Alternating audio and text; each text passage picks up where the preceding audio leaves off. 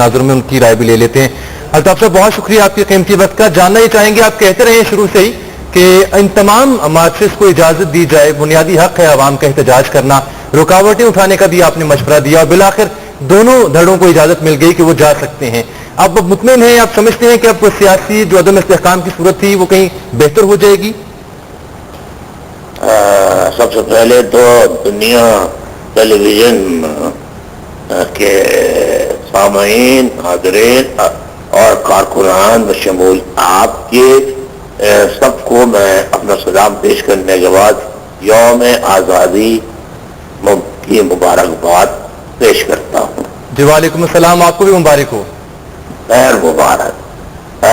देखिए, मैं कई दिनों से रात और दिन इस कोशिश में लगा था कि एमिकेबली, पीसफुली बातचीत के जरिए ये मसला हल हो जाए, और वो भी गया था कल शाम को, और लगा फजल है। और आपने नोट किया होगा कि मेरा बयान भी आ गया था, खैर फिर वफाकी हुकूमत का भी बयान आ गया था कि हम कंटेनर हटा रहे हैं और हम इजाजत दे रहे हैं दोनों को कि वो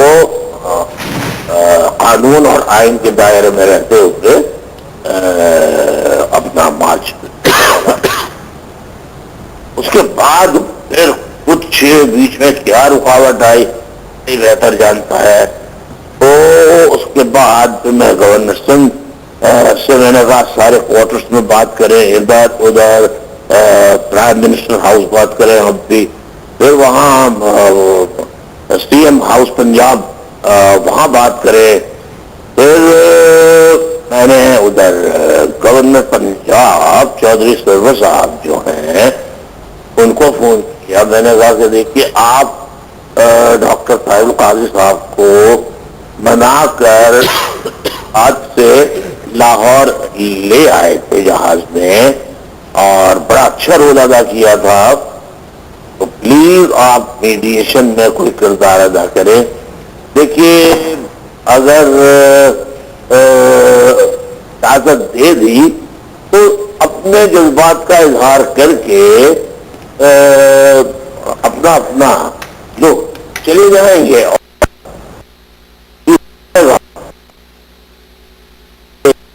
जो आज के दिन का तक़द्दुस है एहतराम रहेगा और हो जाए। गवर्नर रात 12 बजे से तकलीफ देना शुरू की, रात 3 बजे तक मुस्तकिल से बात होती रही। तो दो रातों से मैं मुस्तकिल जाग रहा हूँ और मैंने तो कल सुबह नाश्ते के बाद मैंने तो अभी तक, जब ये पीसफुली इनको इजाजत नहीं मिली, मैं तो खाना तक नहीं खाया अभी तक। तो फिर गवर्नर पंजाब ने जो पॉजिटिव और जो खुलूस दिल का और एक पाकिस्तानी होने का, एक जमहूरियत पसंद होने का, एक सच्चे पाकिस्तानी होने का सबूत दिया है। मैं गवर्नर पंजाब चौधरी सरवर साहब को तहे दिल से उनका शुक्रिया अदा करता हूँ, उन्हें खराज तहसीन पेश करता हूँ कि उन्होंने वफाकी गवर्नमेंट को, काबीना के अरकान को कन्विंस किया और आखिर जनाब जो है वो वफाकी हुकूमत को कन्विंस करने में कामयाब हो गए कि वो अपना डिसीजन जो है वो रिव्यू करें। तो उसके बाद फिर बीच में मामला खराब हो गया, बड़ा लंबा चक्कर चला है, बड़ी लंबी दास्तान है, लेकिन बहरहाल एमिकेबली फाइनली ताहिर काजी साहब से अब फोन आ रहा है, या वो आएंगे या बात कर लें, जो जगह आप समझे, तो प्लीज आप अटेंड कर लीजिएगा, प्लीज। एक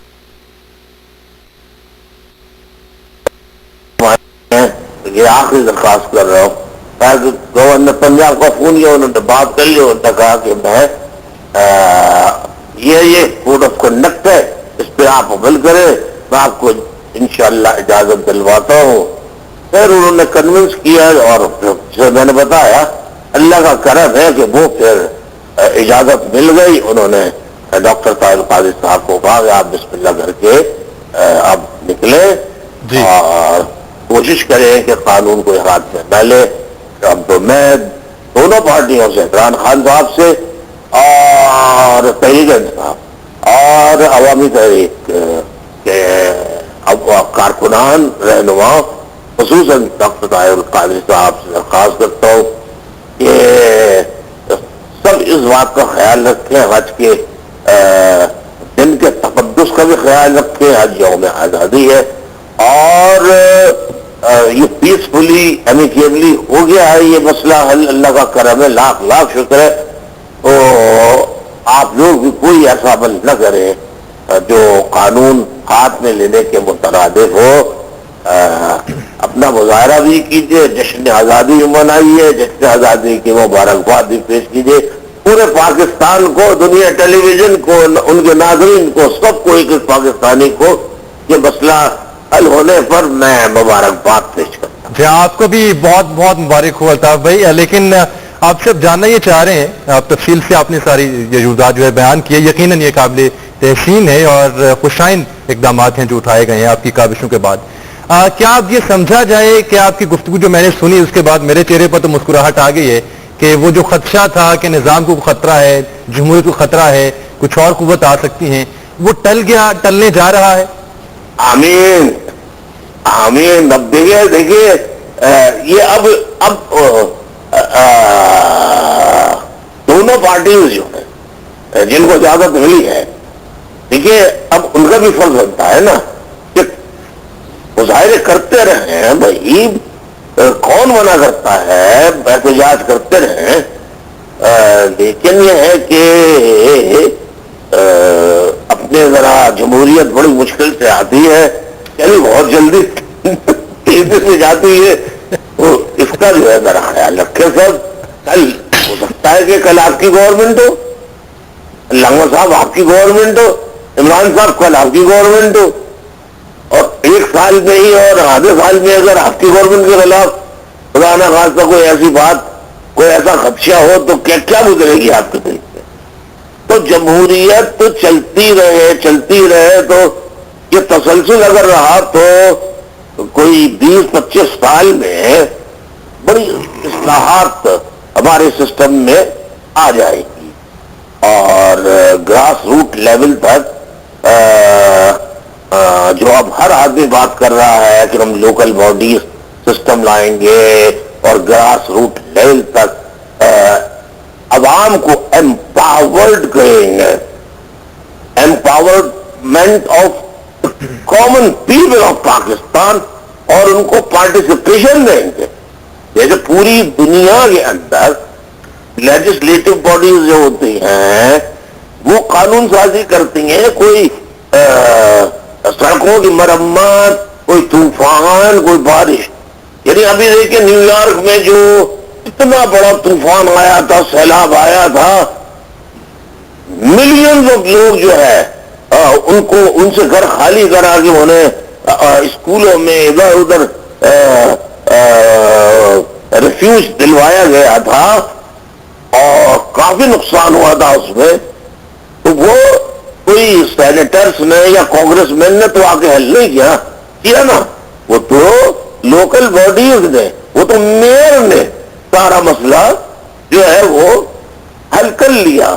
ہمارے ہاں سسٹم بدقسمتی سے یہ ہے کہ لوکل سطح پر ہمارے ہاں یہ جمہوری لوگوں کو خاص طور پہ, میں تو کہتا ہوں موجودہ جمہوری حکومت جو ہے جہاں اس نے یہ کام کیا ہے, ایک کام اور کہتا ہوں, خدا رہا ہے لوکل باڈیز کے الیکشن جلد سے جلد کرا دے تاکہ آپ کا بوجھ ہلکا ہو. گلی محلے کے مسائل کونسلر حل کریں, ٹاؤن ناظرین حل کریں, اور جو بھی سسٹم لے کر آئے. میں کہتا ہوں جو لوکل باڈیز کا جس ملک کا آپ کو بہتر لگے وہ ماڈل آپ نافذ کر دیجیے تاکہ ملک جو ہے وہ چلے اور اس سے ملک میں لسانیت کا خاتمہ ہوگا, پروونشلزم کا خاتمہ ہوگا اور نیشنلزم کا تصور بڑھے گا, ون نیشن کانسیپٹ مضبوط ہوگا. تو یہ بھی سوچنا چاہیے سب کو, اور ہم سب کو خیال کرنا چاہیے کہ کوشش ایسی ہی کریں کہ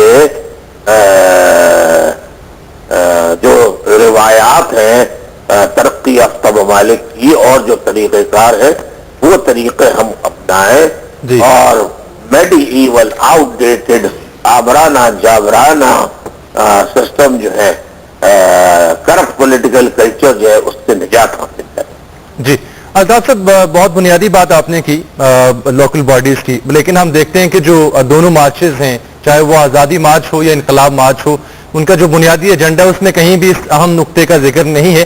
خیر وہ اپنی اپنی جماعت کی ترجیح ہو سکتی ہے, لیکن آپ نے انتہائی بنیادی یہ نقطہ اٹھایا ہے. میرا آپ سے اگلا سوال یہ ہے سر کہ دونوں جماعتوں کے قائدین نے اپنے کارکنان کو یہ تو کہا کہ نان وائلنٹ رہیں, تصادم کی صورتحال ہرگز اختیار نہ کریں, لیکن جب دونوں مارچز بڑی تعداد میں, ہزاروں لاکھوں کی تعداد میں لوگ اسلام آباد پہنچیں گے, وہاں ایف سی بھی ہے, وہاں لیویز بھی ہیں, پولیس اہلکار بھی ہے, فوج بھی ہے, تو کوئی تصادم اگر بنتا ہے تو صورتحال بگڑ سکتی ہے. تب آپ کیا مشورہ دیتے ہیں حکومت کو, ان لوگوں کو جو مارچ لے کے جا رہے ہیں؟ دیکھیے, حکومت سے تو میں کہوں گا کہ ریسٹینٹ کی پالیسی اختیار کرے, صبر و تحمل سے. حکومت, انتظامیہ, پولیس, لا انفورسمنٹ ایجنسی ذرا صبر و تحمل سے کام کرے. اب جو دو پارٹی, ایک تحریک انصاف اور پاکستان عوامی تحریک جو ڈاکٹر طاہر القادری صاحب کی ہے, ان کا فرض یہ ہے کہ جوش خطابت میں بعض اوقات آدمی سلپ آف اتنا یعنی مدہوش ہو جاتا ہے کہ منہ سے وہ باتیں نکل جاتی ہیں جو اس کو پرہیز کرنا چاہیے. تو یہ جو رہنما ہے ان دونوں پارٹیوں کے, ان کو اس کا بہت خیال رکھنا ہے کہ ایسی زبان, ایسے الفاظ, جملے استعمال کرنے سے کارکنان کے سامنے گریز کرے جو کارکنوں میں اشتعال دلائیں. جوش دلانا کوئی بری بات نہیں ہے, لیکن اشتعال والی کوئی بات نہ ہو. تو یہ خیال کرنا ہے دونوں. جی الطاف صاحب, بہت عمدہ آپ نے بات کی کہ یہ دونوں رہنماؤں کو خیال کرنا ہے کہ اشتعال سے گریز کریں, ایسے جملوں کا استعمال نہ کریں جس سے جو وائلنس ہے وہ پرووک ہو. اب آپ سے اگلا سوال میرا یہ ہے, جاننا آپ سے چاہتے ہیں آپ کی سیاسی بصیرت کے تناظر میں کہ جس انقلاب کی بات کی جاتی ہے, جو بھی پارٹی کرتی ہے, ہم نام لیے بغیر بات کرتے ہیں آپ سے, بنیادی انقلاب تو وہاں سے شروع نہیں ہوتا جس کا آپ ذکر کر رہے تھے, نچلی جگہ سے, نچلی طبقے سے, نچلی سطح سے, لوکل باڈی سے. میں نے آپ کے سامنے گزارش کی ہے, مجھ سے اختلاف کیا جا سکتا ہے, میری سوچ سے اختلاف کیا جا سکتا ہے. میں صرف پاکستان کے پڑھے لکھے طلباء طالبات جو ابھی اسٹوڈنٹس ہیں ان سے, اور جو فارغ التحصیل ہیں یعنی جو اپنی ایجوکیشن کمپلیٹ کر چکے ہیں, ان سے کہتا ہوں اب تو انٹرنیٹ کا زمانہ ہے, آپ ذرا وزٹ کیجئے, پوری ویسٹ یورپ کے کنٹریز کو وزٹ کر لیجیے آپ. وہاں پہ دیکھ لیجئے کہ ان کی ترقی کا, ان کی خوشحالی کا, اکنامک پراسپیرٹی کا, ایجوکیشن کا, ان کی کرنسی کی ویلیو کا, ان کی امپورٹ ایکسپورٹ کا تناسب, ریشو کیا ہے, ترقی کا راز کیا ہے, ان امپلائمنٹ ریشو کم کیوں ہے, بے روزگاری کم کیوں ہے. تو آپ کو یہی جواب ملے گا کہ وہاں کا سسٹم ہے دراصل, اور وہ سسٹم جو ہے وہ ہے گراس روٹ لیول تک لوگوں کو با اختیار بنانا اور حکومت کے کاموں میں انہیں حصے دار بنانا. تو یہ طریقہ انقلاب کا, تو کوئی انقلاب اس کے بغیر میں سمجھتا ہوں کہ وہ بس ایک نام کا تو انقلاب ہو سکتا ہے, لیکن عوامی انقلاب تو پھر اسی کو کہیں گے جس میں عوام کو بااختیار بنایا جائے. اچھا، ساتھ میں یہ بتائیے گا کہ پاکستان تحریک انصاف کے جو مطالبات رہے ہیں الیکشنز کے حوالے سے، دھاندلی کا کہا گیا، ریگنگ کا کہا گیا، مختلف سولوشنز بھی ہم نے سنے مختلف مکاتب فکر سے بھی. At the end of the day ہم دیکھتے ہیں کہ وزیر اعظم سپیچ کرتے ہیں اور وہ کمیشن بنانے کا اعلان کرتے ہیں کہ کمیشن کے ذریعے تمام تر الیکشن کا آڈٹ کرانے کو ہم تیار ہیں. آپ سمجھتے ہیں ایک معقول تجویز ہے، اس سے معاملہ حل ہو سکتا ہے؟ بہرحال یہ تو اب دو پارٹیز کے درمیان جو معاملہ چل رہا ہے ان کو اپنے اپنے نمائندوں کو بٹھا لینا چاہیے. اگر ان کے ذہن میں کوئی اور تجویز ہے تو وزیر اعظم صاحب نے ایک تقریب میں اپنی تجویز پیش کی ہے. کوئی ان کا کہا ہوا کوئی نعوذ باللہ کوئی قرآنی آیت یا کوئی حدیث تو نہیں ہے کہ جس میں زیر زبر کی تبدیلی نہ کی جا سکتی ہو. تو میں سمجھتا ہوں کہ قائل کرو یا قائل ہو جاؤ کے اصول پر چلنا چاہیے اور dialogue, negotiation, continuous coordination and communication یہ بہت ضروری ہے. بہت سارے اختلافات، دشمنیاں، ازلی دشمنیاں، یہ سب ختم کرنے میں یہ کامیاب ہو سکتے ہیں. دیکھیے ایم کیو ایم کے بارے میں جو کچھ ابتدا میں تھا میں نے صبر کیا. 22 سال سے میں جلا وطن ہوں. میں نے کنفنٹریشن کو ہر قیمت پر ایوائڈ ایوائڈ ایوائڈ ایوائڈ. آج اللہ کا کرم ہے کہ واحد ایم کیو ایم کا آپ کو جلسہ نظر آئے گا. خدا کی قسم اس میں اگر 1 ملین جی یعنی 10 لاکھ لوگ ہوں یا 5 لاکھ لوگ ہوں یا 1 لاکھ لوگ، آپ کو وہاں ایک پسٹل یا کیا کہتے ہیں وہ پسٹل اور کیا ہوتی ہے ریوالور، یہ تو کیا غلیل بھی نظر نہیں آئی. جی یہی ایم کیو ایم تھی کہ اس زمانے میں اس میں مسئلہ نظر آتا تو اصلاح کی نا. آپ دیکھیے کہ کتنے ہمارے جیسے لوگ تھے، کوئی فائرنگ نہیں ہوتی خوشی میں، ہم نہیں کرتے. یہ بات ہی غلط ہے. آپ چڑھاوا کر لیں، آپ دوسرے طریقے اپنائیں. اور پھر جو اس وقت ابتدا کی بات تھی جو مارا ماری تھی، پھر اسٹیبلشمنٹ نے جو تنظیمیں بنائی تھیں وہ بڑا برا زمانہ تھا. سیلف ڈیفنس کے طور پر انسان کو اپنے تحفظ کے لیے جو اقدامات کرنے تھے اگر وہ نہ کرتے تو کتنا بڑا اور نقصان ہوتا. بہرحال کوشش کرنی چاہیے کہ طاقت کا استعمال حکومت ہو اس کو بھی گریز کرنا چاہیے، اور سیاسی پولیٹیکل پارٹیز جو ہے ان کو بھی طاقت کا استعمال نہیں کرنا. جی بہت بہت شکریہ آپ کا جناب.